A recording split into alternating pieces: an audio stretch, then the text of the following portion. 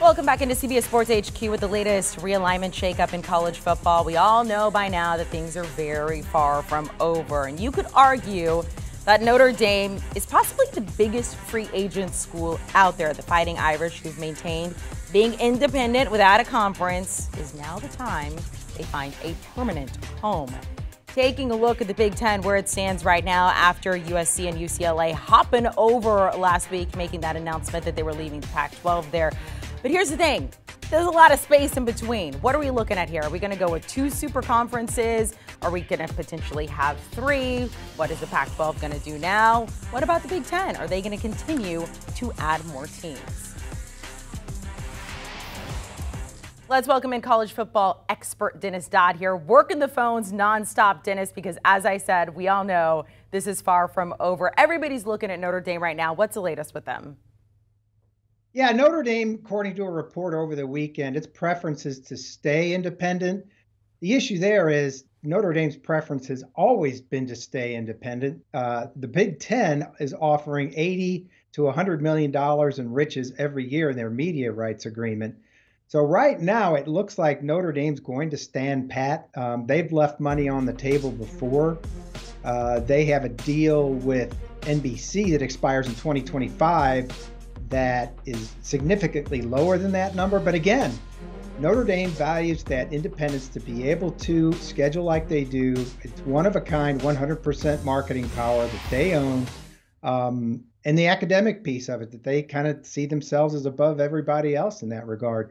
So it looks like right now Notre Dame's going to stay. That could change. So it's really down right now to the Pac-12 and Big 12. If Notre Dame doesn't do anything, I don't know if the SEC or Big 10 expand any further right now.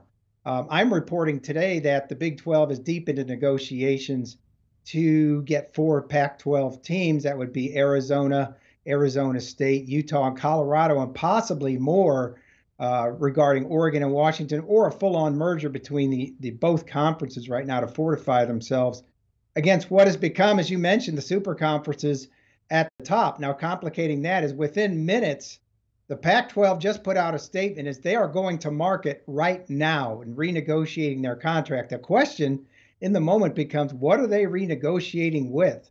The 10 existing teams, did they get a loyalty oath from Arizona, Arizona State, Utah, and Colorado? This thing is getting complicated by the minute, Amanda. Yeah, so okay, let's talk a little bit more about the Pac-12, looking at those media rights a little bit sooner rather than later. But like you said, what are they negotiating with? I mean, a lot of people feel like the Pac-12 is on life support essentially right now. Are we looking at expansion? They're not going to give up this quickly.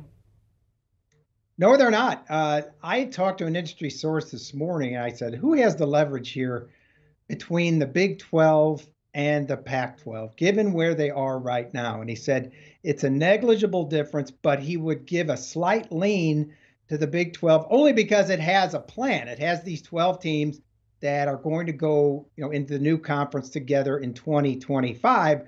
We know the Pac-12 is wounded right now. They've got West Coast markets, but they don't have the West Coast markets. And if the Big 12 acted aggressively and got some of these teams, they would essentially break up the Pac-12. The Pac-12 could continue, I suppose, getting teams to expand from, maybe the Mountain West or not. I think the teams that are really going to be hurt here is the Oregon States and the Washington States of the world, who really have no more options really at the bottom of the Pac-12. So really now it's a stare down between those two conferences. So let's go to the Big 12 now. Look, when Oklahoma and Texas announced they were leaving, they were able to get some more schools to come in. You were talking at the top of this that maybe the Big 12 might be looking at a handful of Pac-12 teams right now. What's the Big 12's next move?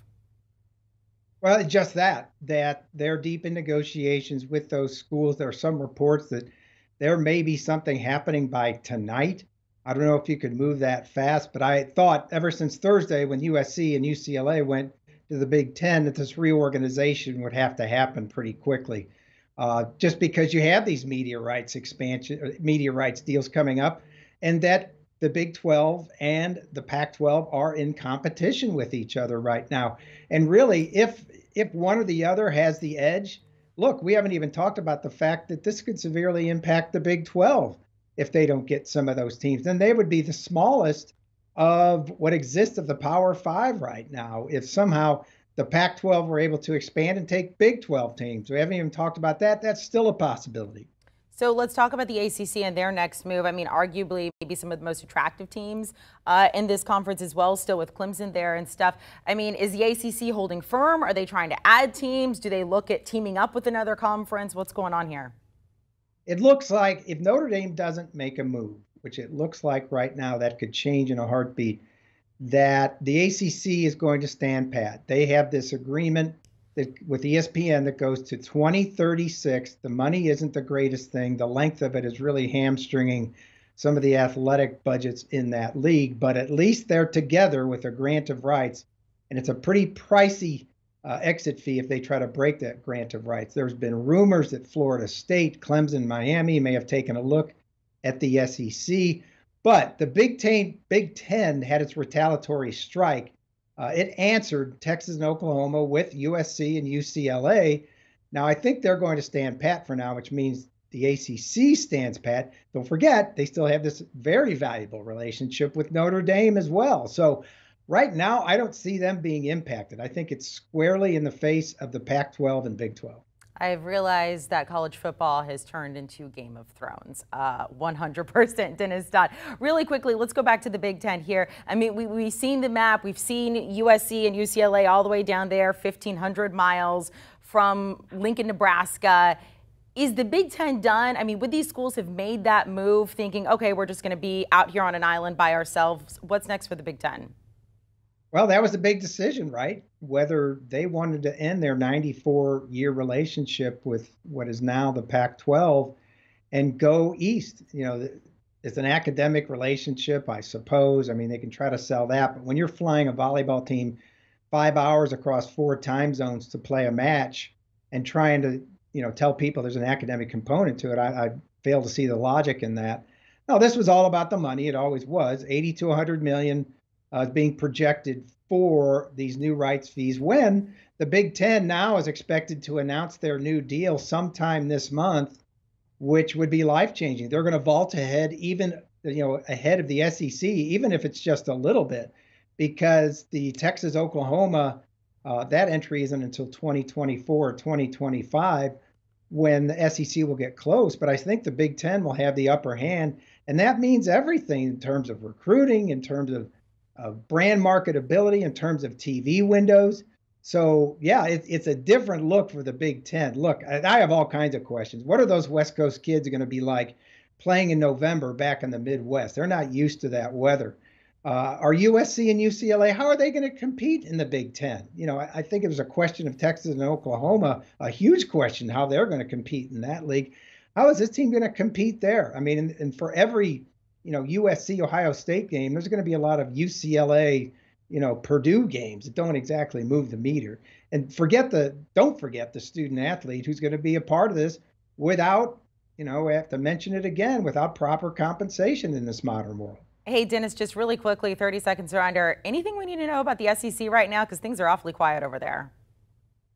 Yeah, awfully quiet. There's no murmurs, again, that they're going to expand any further. For now, it's a big leap to 16. It's an even bigger leap to 18 or 20, but that's not to say it couldn't happen. You've already got these 32 teams at the top. Whoever's number 3, let's say it's the Big 12 at 18 or 20 teams, you've got your 50 or 60 that could encompass what is the next round, what FBS looks like.